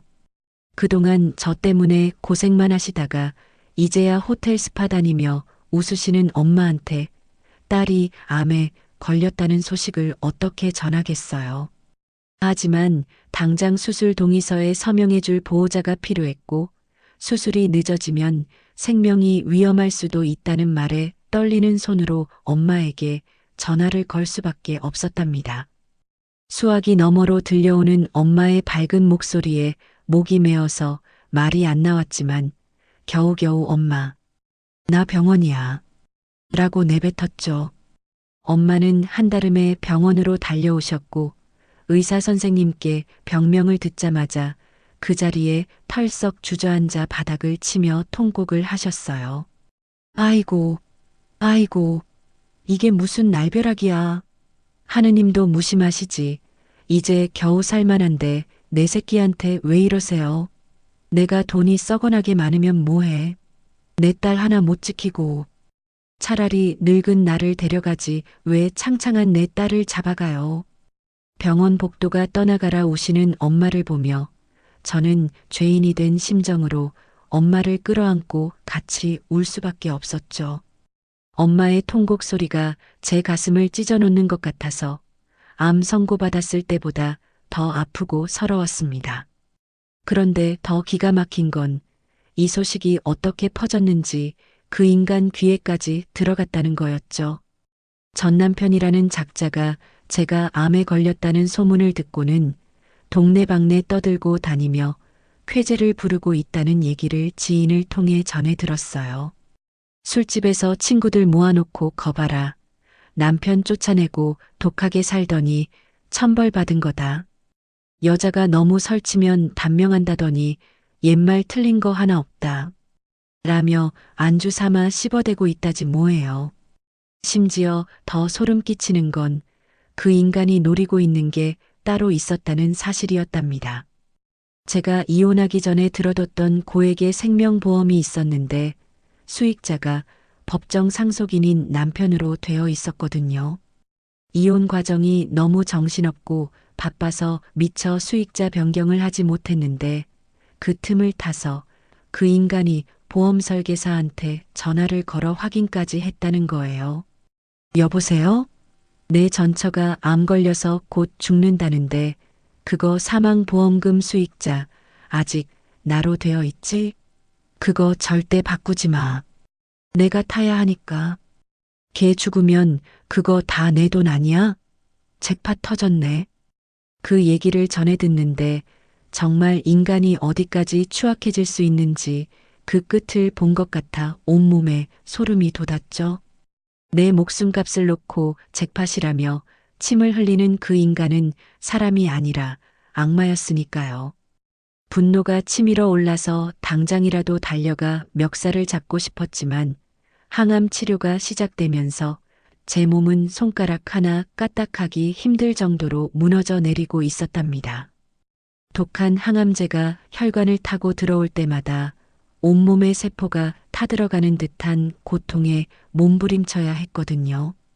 밤 냄새만 맡아도 구역질이 나서 물 한 모금 넘기기 힘들었고 며칠 만에 몸무게가 10kg 가까이 빠져서 거울 속 제 모습은 해골이나 다름없었죠. 가장 견디기 힘들었던 건 머리카락이 빠지는 순간이었답니다.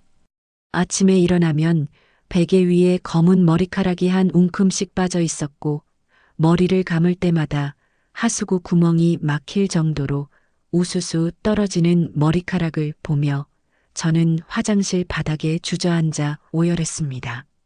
결국 미용실에 갈 용기도 안 나서 엄마가 떨리는 손으로 직접 바리캉을 들고 제 머리를 밀어주셨죠. 윙하는 기계음과 함께 제 머리카락이 바닥으로 떨어질 때마다 현장을 호령하던 독종 소장의 자신감도 여자로서의 자존감도 바닥으로 곤두박질 쳤답니다. 민머리가 된 채 앙상하게 마른 제 모습을 거울로 보는데 웬 낯선 괴물이 서 있는 것 같아서 거울을 깨부서고 싶었어요. 머리에 두건을 쓰고 병상에 누워 창밖을 바라보는데 저 멀리 제가 지은 빌딩이 반짝이는 게 보이더라고요. 저 건물은 저렇게 튼튼하게 서 있는데 정작 그걸 지은 나는 왜 이렇게 부서져 가나 싶어서 하염없이 눈물만 흘렸답니다. 간병하느라 쪽잠을 주무시다 깬 엄마에게 저는 힘없는 목소리로 투정을 부리고 말았죠. 엄마, 나 너무 힘들어. 그냥 죽을까 봐. 그 인간 말대로 천벌 받은 건가 봐. 너무 아파서 못 견디겠어. 나 그냥 포기하면 안 돼? 약해질 대로 약해진 제 말에 엄마가 제 손을 으스러져라 꽉 잡으시더라고요. 평소 같으면 그런 소리 말라며 우셨을 엄마가 이번에는 눈빛이 달랐답니다. 눈물은 거두고 마치 전장에 나가는 장수처럼 이글거리는 눈빛으로 저를 쏘아보셨거든요. 엄마의 그 강렬한 눈빛에서 저는 느낄 수 있었죠. 이게 끝이 아니라 엄마의 진짜 전쟁은 이제부터 시작이라는 것을요. 죽긴 누가 죽어. 저승사자가 와도 내 돈다발로 뺨 때려서 돌려보낼 거다. 네가 죽으면 저 밖에서 춤추고 있을 그 인간 좋은 꼴을 어떻게 봐. 억울해서라도 살아야지. 엄마가 너 살린다. 돈이든 뭐든 다 쏟아부어서라도 너 살려낼 테니까 넌 살기만 해. 알았어? 엄마의 그 단호한 목소리가 제 귓가에 맴돌며 꺼져가던 제 생명의 불씨를 다시 지피기 시작했답니다. 그래요. 저 쓰레기한테 내 보험금까지 넘겨주고 죽을 수는 없잖아요. 악에 바쳐서라도 기어이 살아서 저 인간이 파멸하는 꼴을 보고 말겠다고 다짐하며 주먹을 불끈 쥐었답니다. 엄마의 눈빛이 변한 그날 이후 병실 풍경은 완전히 달라졌답니다. 엄마는 정말 말 그대로 돈을 쏟아붓기 시작하셨거든요. 대한민국에서 내로라 하는 암 전문명이란 명의는 다 수소문해서 특진 일정을 잡아버리시고 병실도 특실 중에 특실인 VIP 룸으로 옮겨버리셨죠. 항암 치료 때문에 입맛이 없어서 물만 쳐다봐도 구역질을 하는 저를 위해 전국 방방곡곡에서 구한 귀한 약초며 보양식을 공수해 와서 떠먹여 주시는데 그 정성이 지극해서라도 안 나으면 천벌받겠다 싶을 정도였으니까요. 엄마는 의사 선생님 바짓가랑이를 붙잡고 우는 대신 원장님, 제 딸 살려만 주시면 병원의 의료 장비 최신형으로 싹 다 기증하겠습니다.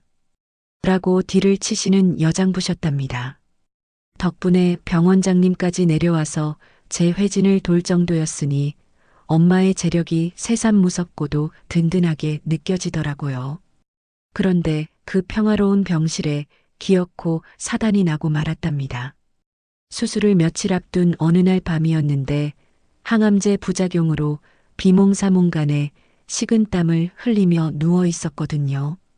엄마는 간이 침대에서 잠시 눈을 붙이고 계셨고 병실 안은 기계 돌아가는 소리만 들릴 뿐 고요했죠. 그때 병실 문이 스르르 열리더니 누군가 그림자처럼 들어오는 게 느껴지더라고요. 간호사 선생님인가 싶어서 실눈을 떴는데 익숙하면서도 소름 끼치는 실루엣이 제 침대 맡으로 다가오는 게 아니겠어요? 바로 그 인간 전 남편이었답니다. 어떻게 보안을 뚫고 들어왔는지 모르겠지만 며칠 씻지도 않았는지 냄새가 진동을 하는데 눈빛만은 탐욕으로 번들거리고 있었죠. 그가 제 귀에 입을 갖다 대고 속삭이는데 그 목소리가 지옥에서 온 악마의 속삭임 같아서 온몸에 털이 곤두섰답니다. 너 안 자는 거 다 알아. 너 어차피 이번 수술 받아봤자 죽어. 의사들도 가망 없다고 했다며? 그러니까 보험금 수익자 변경하지 마. 그 돈이라도 나한테 남겨야 도리 아니냐? 내가 그동안 너 때문에 얼마나 고생했는데. 죽기 전에 마지막으로 남편한테 보시한다고 생각해. 응? 와, 사람이 어떻게 저럴 수가 있을까요? 죽어가는 사람 앞에서 보험금 타령이라니. 저 인간은 태어날 때부터 염치나 양심 따위 없었던 게 분명하다는 생각이 들었죠. 소리라도 지르고 싶은데 몸이 말을 안 들어서 끙끙거리고 있는 찰나 침대 맞은편 어둠 속에서 서늘한 목소리가 들려왔답니다. 도리, 니놈이 주둥아리로 도리를 노네? 남편이 기겁을 하며 뒤를 돌아보는데 언제 깨셨는지 엄마가 링거 거치대를 야구 방망이처럼 쥐고 서 계시더라고요. 잠복 근무하던 형사처럼 어둠 속에서 눈을 번뜩이시는데 그 기세에 눌려 남편이 히익 하고 비명을 지르며 뒷걸음질 쳤죠. 엄마는 망설임 없이 남편의 멱살을 틀어주더니 그 덩치 큰 남자를 질질 끌고 병실 밖으로 나가시는 게 아니겠어요? 저도 링거줄을 매단 채 비틀거리며 따라 나갔는데 엄마는 남편을 비상구 계단으로 끌고 가서 벽에다 처박아 버리셨답니다. 남편이 윽 하고 꼬꾸라지자 엄마가 남편의 멱살을 다시 잡고 얼굴을 들이밀며 살기를 띠고 말씀하셨죠. 평소에 우아한 사모님 모습은 온데간데였고 시장 바닥에서 산전수전 다 겪은 여전사의 모습 그 자체였거든요. 야, 이 버러지 같은 놈아. 내가 내 딸 살리려고 저승사자랑 맞짱 뜨고 있는데 니놈이 감히 보험금을 노려. 네가 정 죽고 싶어서 환장을 했구나. 내가 경고하는데 한 번만 더 내 딸 눈에 띄거나 병원 근처에 얼씬거리면 그땐 널 산채로 공구리 쳐서 내 건물 기초석으로 써주마. 알았어. 엄마의 눈에서 뿜어져 나오는 진짜 살기에 남편은 오줌을 지릴 듯이 떨며 자, 잘못했습니다. 다시는 안 오겠습니다. 라고 빌었지만 엄마는 자비가 없으셨답니다. 엄마의 연락을 받고 대기하고 있던 변호사팀과 경찰들이 비상구 문을 열고 들이닥쳤거든요. 업무방해, 스토킹, 협박 및 주거침입 현행범입니다. 당장 체포하세요. 엄마의 차가운 지시에 경찰들이 남편의 손목에 수갑을 채웠고 남편은 장모님, 여보, 한 번만 봐줘. 라고 울부짖으며 끌려나갔답니다.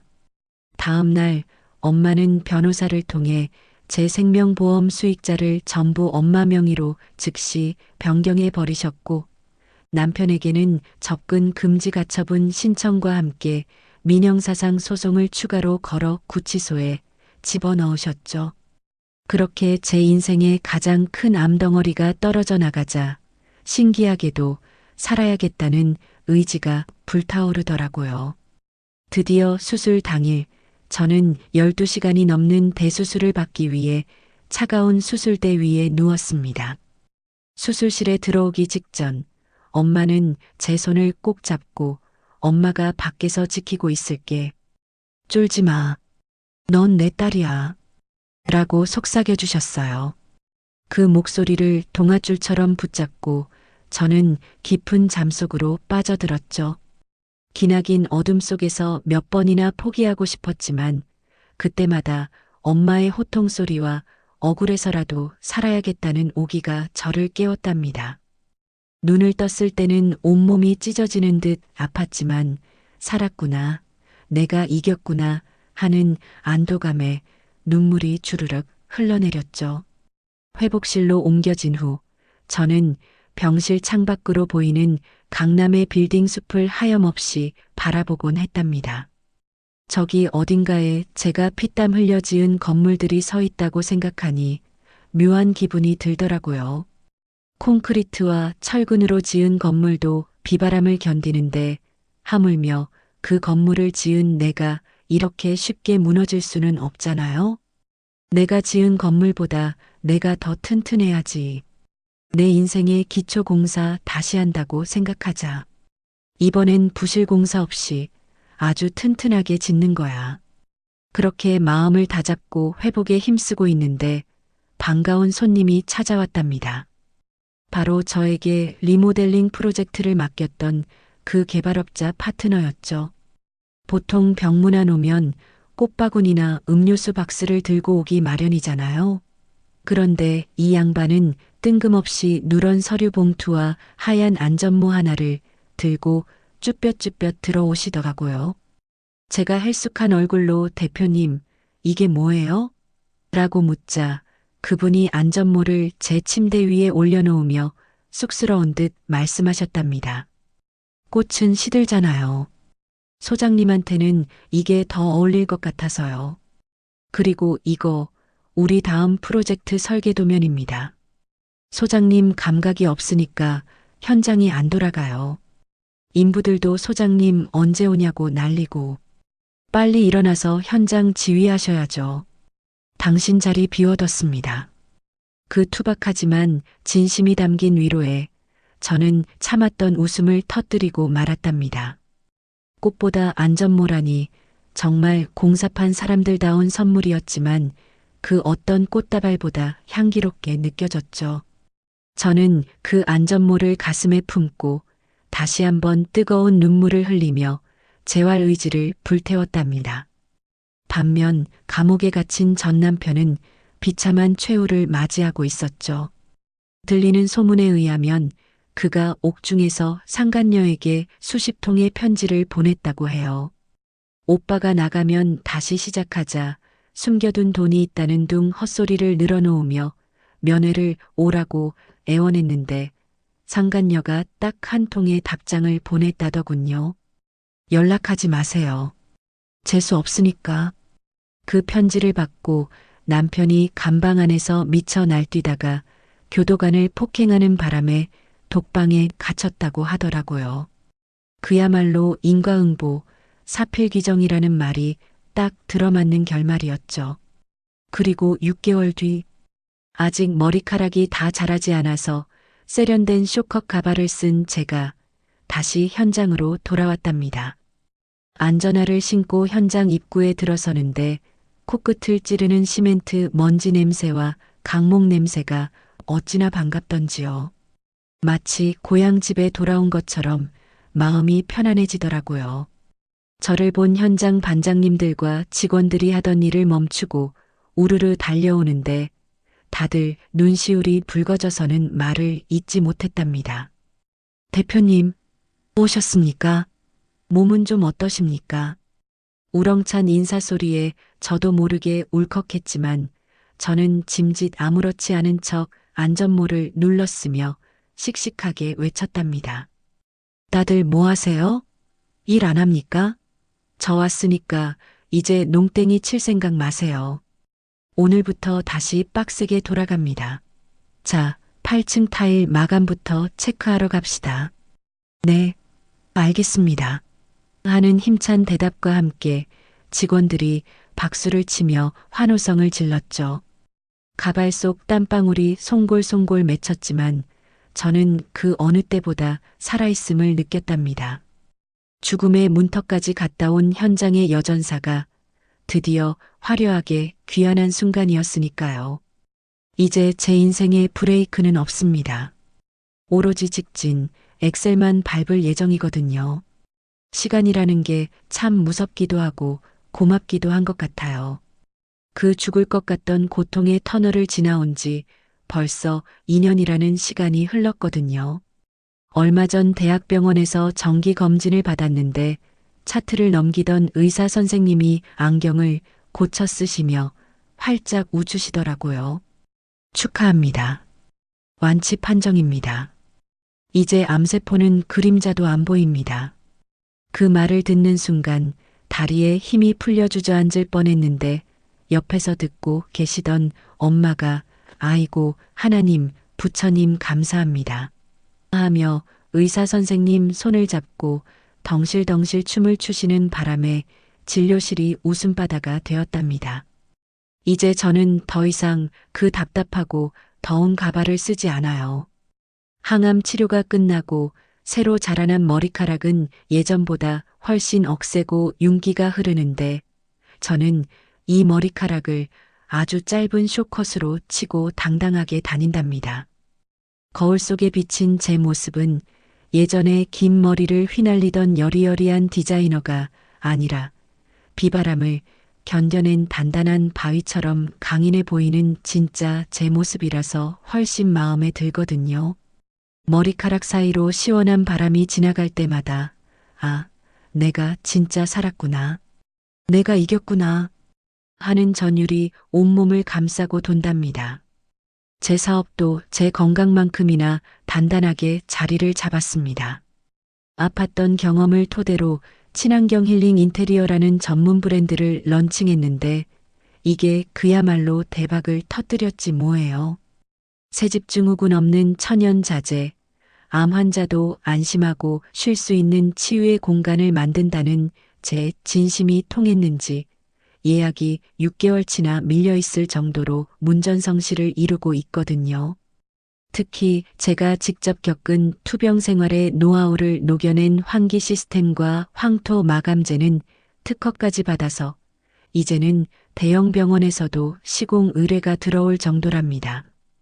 어느 화창한 봄날이었는데 제가 직접 총괄하고 있는 3,000평 규모의 대형 요양병원 신축 현장에 감리를 나갔을 때였죠.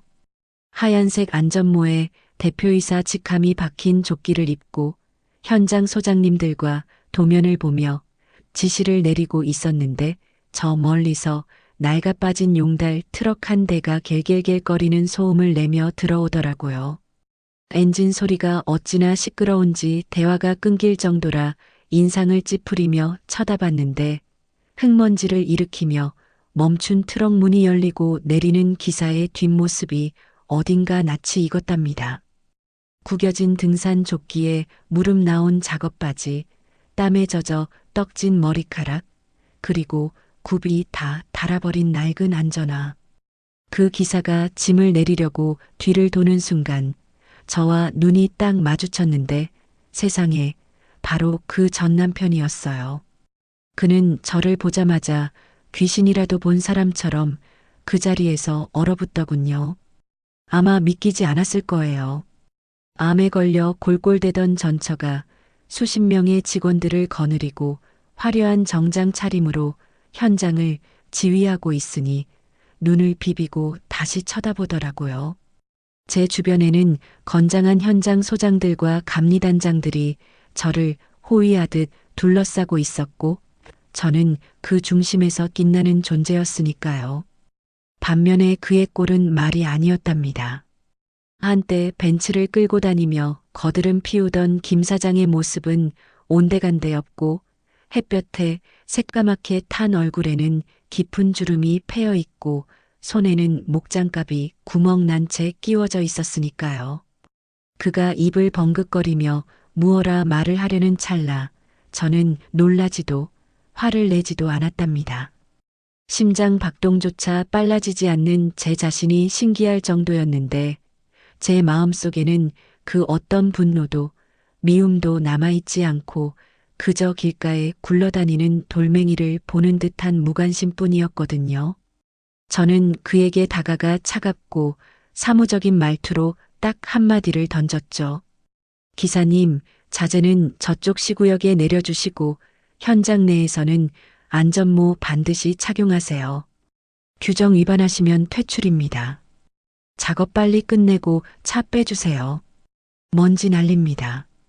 제 서슬 퍼런 지시에 그는요. 여보 하고 기어 들어가는 목소리로 저를 부르려 했지만 저는 이미 등을 돌린 뒤였답니다. 그때 눈치 빠른 현장 직원들이 제 곁으로 다가와 그를 막아섰거든요. 이보세요, 아저씨. 자재나 빨리 내리세요. 그리고 대표님, 다음 미팅 시간 다 됐습니다. 건축주분이 기다리십니다. 먼지 나니까 이쪽으로 이동하시죠. 직원들의 호의를 받으며 당당하게 멀어지는 제 뒷모습을 그는 멍하니 바라볼 수밖에 없었겠죠. 그때 뒤에서 악 하는 외마디 비명소리가 들려 돌아보니 그가 무거운 타일 박스를 내리려다 마음이 급했는지 허리를 삐끗해서 바닥에 주저앉아 뒹굴고 있더라고요. 그 넓은 현장에서 그를 도와주는 사람은 단 한 명도 없었답니다. 지나가던 인부들이 아저씨, 정신 안 차려요? 길 막지 말고 비켜요. 바빠 죽겠는데. 라며 짜증을 낼 뿐이었죠. 그는 비틀거리며 겨우 일어나 허리를 부여잡고 도망치듯 트럭에 올라타 현장을 빠져나갔는데 그 뒷모습이 어찌나 초라하고 작아 보이던지 헛웃음조차 나오지 않았답니다. 트럭이 멀어지며 내뿜는 매연 속으로 제 과거의 악몽도 함께 사라지는 기분이었어요. 나중에 들려온 소문에 의하면 그는 빛 독촉을 피해 지방의 어느 무허가 컨테이너촌에 숨어 살고 있다고 해요. 신용불량자가 되어 통장도 못 만들고 하루 벌어 하루 먹고 사는 일용직을 전전하며 술에 찌들어 산다더군요. 겨울이면 난방도 안 되는 냉골 바닥에서 소주병을 끌어안고 내가 왕년에 사장이었는데 라는 헛소리만 중얼거린다는데 주변 사람들도 다 피한다고 하더라고요. 그 잘나갔던 상간녀의 소식도 들렸는데 그 여자 역시 인과응보를 톡톡히 치르고 있었답니다. 또 다른 유부남에게 꼬리치다가 그 와이프한테 제대로 걸려서 상간녀 소송을 당했고 위자료 3천만 원을 물어주니라 사채까지 끌어다 썼다지 뭐예요. 두 사람 다 제 인생에서 깨끗하게 분리수거되어 사라졌으니 이제 저는 제 앞길만 보면 되는 거 아니겠어요? 얼마 전 저는 엄마와 함께 제가 직접 설계하고 시공한 경기도 양평의 전원주택으로 이사를 했답니다. 넓은 마당이 있고 햇살이 잘 드는 제가 꿈꾸던 바로 그 집이었죠. 대문 옆에는 아주 특별한 명패를 하나 달았는데 위에는 어머니 성함, 그 아래에는 건축가 제 이름. 이렇게 두 사람의 이름을 나란히 새겨 넣었습니다. 엄마는 그 명패를 보시고는 소녀처럼 좋아하시며 매일 아침마다 수건으로 닦으시는데 진짜 내 집 같다며 활짝 웃으시는 모습을 볼 때마다 저도 덩달아 행복해진답니다. 지금 저는 2층 테라스에 앉아 따뜻한 햇살을 맞으며 새로운 프로젝트 도면을 그리고 있고 마당에서는 엄마가 텃밭에 상추며 고추를 심느라 분주하시네요. 흙냄새와 풀냄새가 어우러진 바람이 불어오는데 이보다 더 평화롭고 완벽한 일상이 또 있을까 싶어요. 가끔은 빗속에서 트럭 호로를 씌워주던 옛날 생각이 나기도 하지만 이제는 그 기억조차 아프지 않고 그저 지나간 옛날 이야기처럼 느껴진답니다. 아, 참. 그리고 저는 요즘 강연도 다니고 있답니다. 암을 이겨낸 현장 소장, 인생을 리모델링하는 여자라는 주제로 강연 요청이 쇄도하고 있거든요. 어제는 구청 강당에서 수백 명의 여성분들을 모시고 강연을 했는데 제 이야기를 듣고 눈물을 흘리시는 분들을 보며 제가 오히려 위로를 받았답니다. 이혼하고 혼자 아이 키우는 싱글맘, 병마와 싸우는 환우분들, 남편의 배신으로 고통받는 분들이 제 손을 잡고 희망을 얻었다고 말씀해 주시는데 제가 살아남은 이유가 바로 이거구나 싶더라고요. 강연을 마칠 때마다 제가 꼭 하는 멘트가 있는데 그 말을 할 때 가장 큰 박수가 터져 나오곤 하죠. 저는 마이크를 잡고 관객 한 분 한 분과 눈을 맞추며 진심을 담아 이렇게 말했답니다. 여러분, 인생이 무너진 것 같다고 벼랑 끝이라고 좌절하지 마세요. 우리 손에 망치 들 힘만 남아 있어도 우리는 언제든 무너진 인생을 다시 지을 수 있습니다. 건물이 무너지면 다시 올리면 되듯이 우리 인생도 다시 설계하면 됩니다. 제가 했으니 여러분도 할 수 있습니다. 우리는 생각보다 훨씬 튼튼하거든요.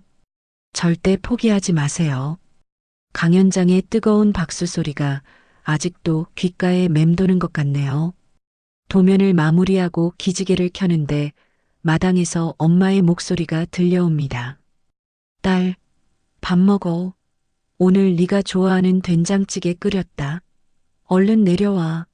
밥 식는다. 네, 엄마. 지금 가요. 저는 그리던 도면을 접어두고 슬리퍼를 신은 채 계단을 뛰어내려가 마당으로 달려갑니다. 엄마가 차려놓은 밥상에는 김이 모락모락 나는 찌개와 갓 뜯은 싱싱한 야채들이 가득하네요. 밥상 머리에 앉아 엄마와 마주보고 숟가락을 드는데 엄마의 눈가에 주름진 웃음이 번지고 저도 덩달아 환하게 웃음이 터집니다. 이렇게 밥 한 끼, 웃음 한 번 나눌 수 있는 이 순간이 바로 성공이고 행복 아니겠어요? 저 멀리 파란 하늘 위로 뭉게구름이 흘러가고 붉게 물드는 노을을 바라보며 저는 마음속으로 조용히 독백을 으어조려 봅니다. 비바람 치던 내 인생의 현장이었지만 결국엔 이렇게 튼튼하고 아름다운 집을 지었으니 말이에요. 이번 현장도 그리고 내 인생의 일막도 마감 참 잘했다. 네, 오늘 사연 어떠셨나요? 비바람이 몰아치던 공사 현장에서 시작된 인연이 악연으로 끝났지만 그 폐허 위에서 사연자님은 보란 듯이 더 튼튼하고 아름다운 인생의 집을 지어 올리셨네요. 암이라는 무서운 병마 앞에서도 남편의 배신 앞에서도 무너지지 않고 스스로를 지켜낸 사연자님의 독종 정신에 뜨거운 박수를 보내고 싶습니다. 무엇보다 딸을 위해 자신의 모든 것을 내던진 친정어머니의 사랑이 있었기에 지금의 기적이 가능하지 않았나 싶어 가슴이 뭉클해지는데요.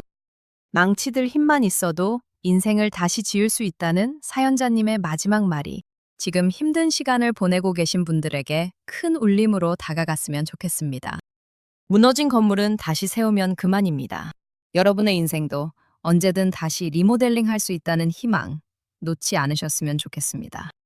지금 멋진 인생 니막을 살고 계신 사연자님께 응원의 댓글을 남겨주세요. 큰 위로가 돼줄 거예요. 오늘도 끝까지 함께 해주셔서 감사합니다.